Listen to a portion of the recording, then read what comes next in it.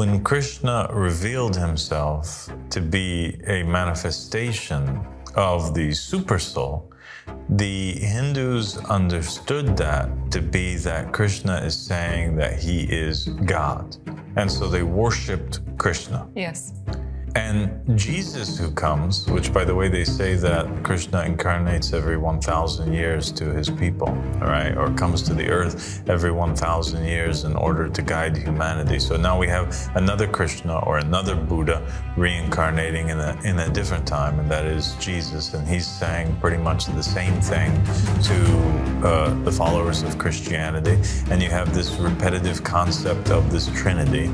You have over there the ultimate God, you have the super soul, and you have the individual soul. And over in Christianity, you start to get this concept of the Father and the Son and the Holy Ghost, all right? Yes. And it's very similar to the other one. Then in Islam, you have the name and the ma'na and the bab, right? Yes. The name and the meaning and the door, right? And you have these narrations where Prophet Muhammad sallallahu alaihi wasallam will say to Imam Ali, nobody knows you except for me and God, and nobody knows me except for you and God, and nobody knows God except for me and you. So there's always this mystery surrounding a Trinity that is repetitive throughout religions. And in Christianity, they end up understanding Jesus' words as him saying that he is the ultimate God, and thus they worship him. Yeah.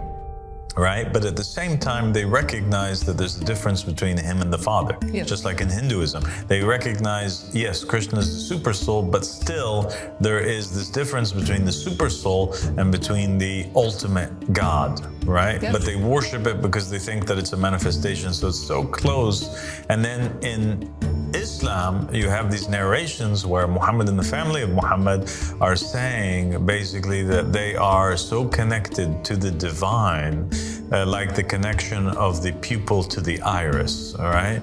Or they are so connected to the divine that there are certain instances where they are them and God is God, and there are certain instances where they are God and God is them.